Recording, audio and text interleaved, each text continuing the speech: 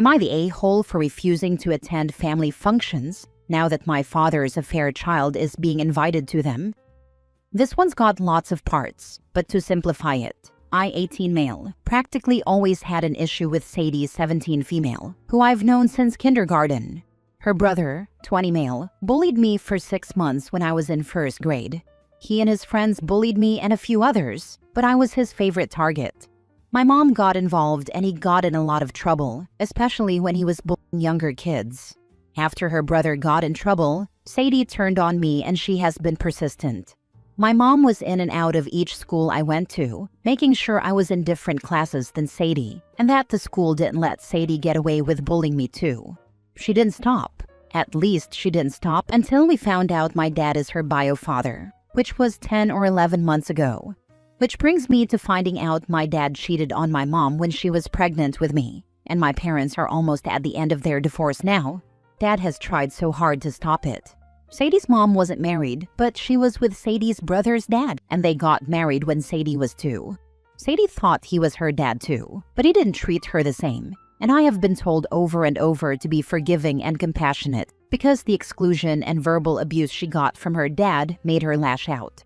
I was mad when I found out. I was mad at Dad for doing that to Mom. But of all people Sadie he had to make? Yeah, I made it clear to everyone that Sadie might have the same bio dad as me, but I would never be her brother and I still hate her, so she can buzz off and leave me alone. My dad's family aren't talking to him either. They don't like the mess he made, and they tried to rally around me and Mom. But a few months ago, they started to change and would ask us to change our feelings towards Sadie and to find compassion. My mom had none for her, and she told Dad's family members there was no way she would family up, her way to describe it, to a girl who tormented me for a decade, and even cyber harassed me with messages telling me to end myself. I told Dad's family that I wasn't willing to have a relationship with Sadie. I said I wouldn't stop them, but they shouldn't expect to see me where Sadie will be. They told me a million times she's my sister, and I told them she's Dad's affair kid and a stalker and I hate her. I said Dad screwing up and making her doesn't change that. Sadie's first family function is going to be Christmas, and Dad's side are so annoyed I won't show my face for even a little while. They told me it would be good for me and for Sadie, and I told them I don't care what's good for Sadie. I said seeing her would ruin my Christmas, just like having to pretend I don't hate her would ruin it. They told me I should see all she's been through and be willing to at least see her for their sakes. Am I the a-hole? Now for the top comments. Not the a-hole. Time to put people on a contact timeout. Never thought I'd be in this position, but you're right. At this point, we're going around in circles, and they're going to turn on me more as they realize there's no compromise for me. They will not stop. Don't let the bastards grind you down. No contact seems like the best strategy. Give them time to think about their BS.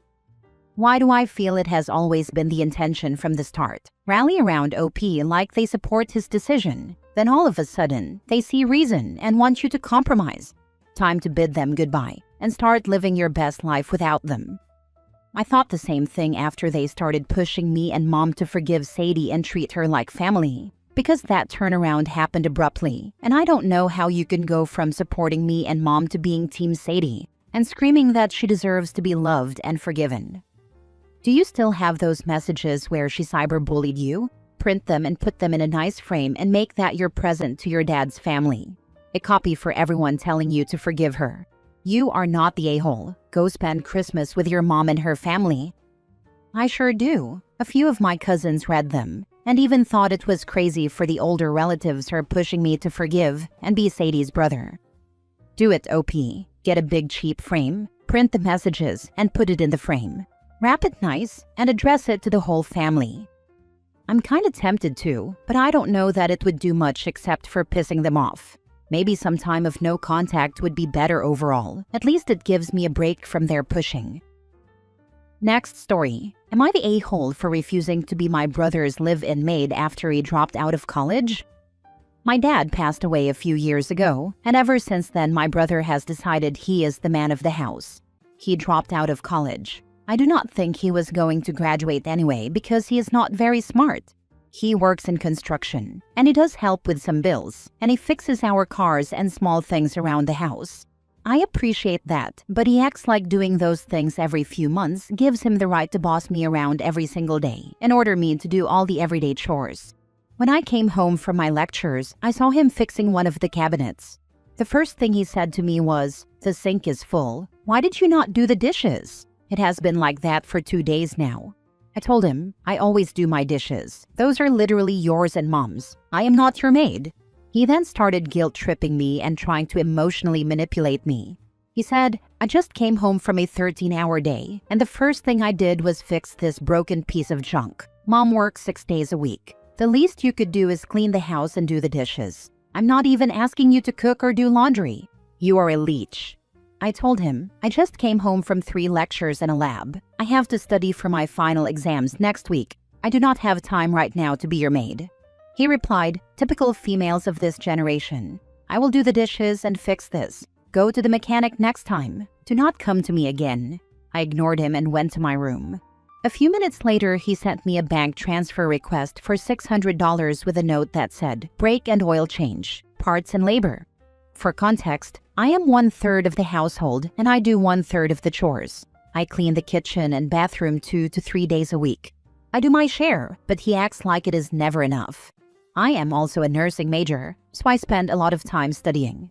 Meanwhile, he dropped out of college and uses our dad's passing as an excuse for everything. He was majoring in business, and nothing he claims to do around the house is something he does often. He does those things every few weeks, months, or even years. But he still expects me to clean every day like it is my full-time job. My mom rarely defends me and treats him like an angel. I am exhausted. As soon as I finish my degree and can afford it, I am moving out. Am I the a-hole? It is simple. Mechanic has to post prices in advance and have to have liability. Do not give him money and go to the real mechanic the next time. Your brother does not sound like a type to trust with brakes. Alternatively, send him bank transfer request for cleaning services. I wish I can go to an actual mechanic, but I'm broke at the moment. He gives me a few $100s every few weeks, and that's about it. Your brother gives you money? Just get a part-time job and stop relying on him. Way to leave that out of the post. Do you think he is giving you a few $100s every few weeks just from the goodness of his heart? He is not your parent. He should not have to give you an allowance. Seeing that he is, the least you could do is do extra chores around the house. I was about to say everyone sucks here until OP clarified that her brother, on top of working full-time and supporting his family with DIY and repairs around the house, also gives his adult sister weekly pocket money from his wages. You're the a-hole. You're an adult living for free in your family home.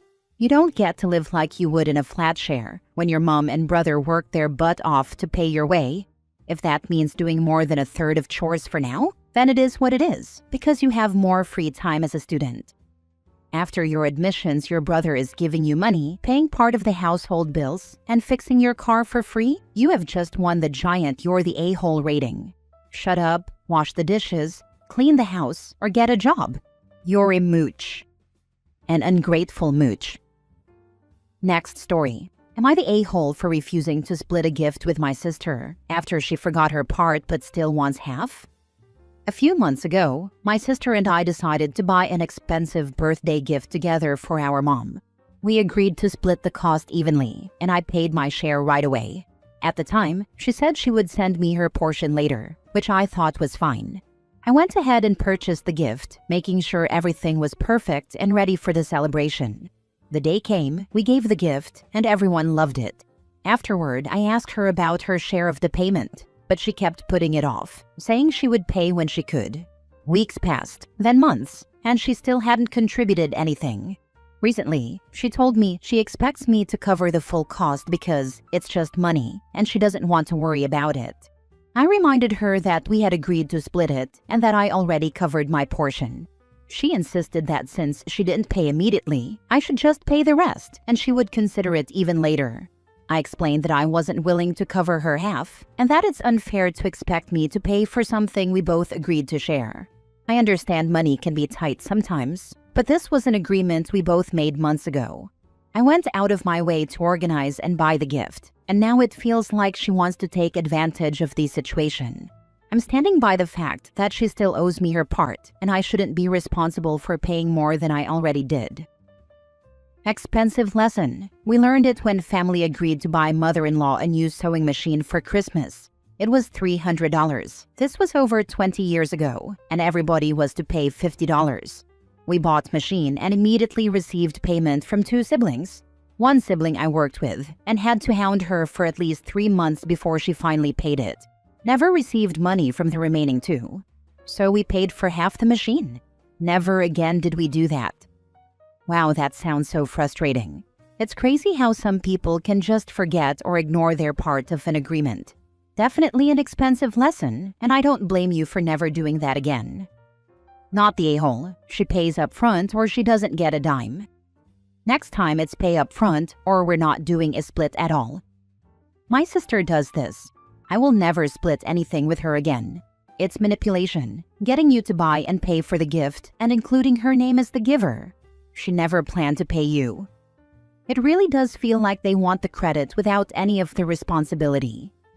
Not the a-hole. Tell her that if it is just money, then she should have 0 problems handing over her share.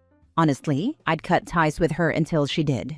If anyone asks why, just say, she used me for money and refuses to pay me now, with 0 specifics, so it doesn't get back to your mom. Last thing you need is her feeling like a burden, when that is 1000% your sister. I'm not cutting ties, but I am definitely keeping my distance when it comes to anything involving money from now on.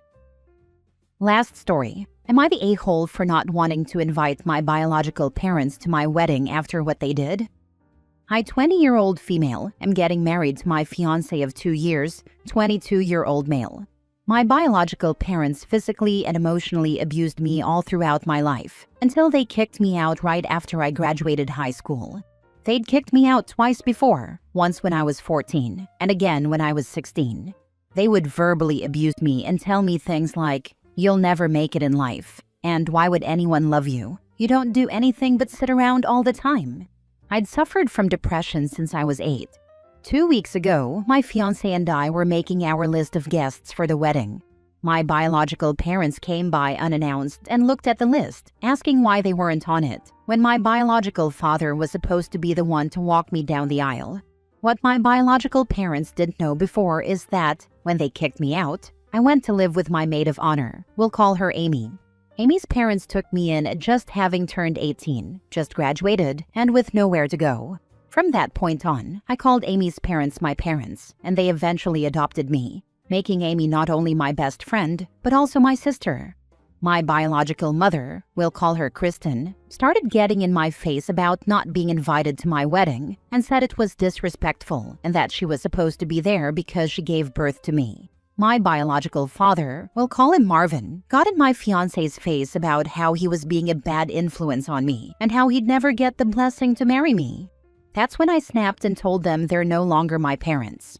They lost the right to call themselves that when they threw me out after I just graduated high school. Marvin was the physical and emotional abuser. Kristen was the emotional abuser. Kristen would look the other way when Marvin abused me physically. I had 3 broken ribs when they kicked me out. Am I the a-hole for not wanting to invite my biological parents to my wedding after what they did? Not the a-hole. Why are you allowing them over your house if they aren't invited to your wedding? Why are you in contact with them at all? Why can't you go no contact? Why did you forgive them enough to allow them back in your life if you don't want them at your wedding? Why did you even answer the door when they showed up? I'm not in contact with them at all. I blocked them on every social media platform, blocked their numbers, and got a new number myself. They showed up at my fiancé's and my apartment, having gotten our address from an old friend whom we no longer talk to.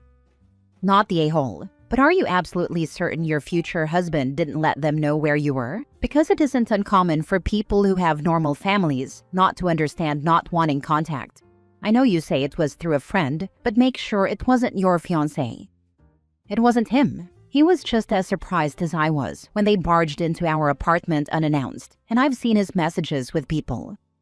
Call the police next time they show up. And when I say call the police, I don't mean to threaten to call the police. Actually call the police and have them trespassed from your property. Don't invite them and start looking for a new place to live. Hi OP, hopefully you're already hardcore, never doing that again. But just in case you need a pep talk. My bio parents are not physically abusive, but have become more and more emotionally and verbally abusive, especially in adulthood. I let them back into my life after the second time they disowned me, not long before my wedding, and caved about letting them walk me down the aisle, rather than my grandparents, who realistically were my actual parents. My bio parents ended up steamrolling me on a lot of things I did and didn't want at my wedding, and then got worse and worse again until finally, after the sixth disownment, I've put my foot down about being no contact. Friends and family who actually care about me and believe, or firsthand witnessed, my parents' behavior, get it, and do not do things like betray my trust by forcing me back into contact with them. Those friends and family have also multiple times noted that I am noticeably more like my old self, and I was able to cut back on therapy after multiple breakthroughs because I was no longer being constantly activated. I've realized that my fawning with my parents was never nearly as calculated as I thought, and I was never going to get through to them to be actually kinder people. You owe your bio parents nothing. Even if they'd been model parents at some point in your life, which sounds like they never were anyway, they have treated you like dog crap since. I can guarantee you the only reason they are making a stink is because, by them not being there at the wedding walking you down the aisle, it is readily apparent to more people than ever how horribly they treated you, and they want to save face. Let them reap what they sowed. I agree with others that you should get a camera on your door, never answer if they're the ones at it, and instruct anyone else in your household or frequently over to do the same. Block them on everything if you haven't already. And obviously, huge not the a-hole,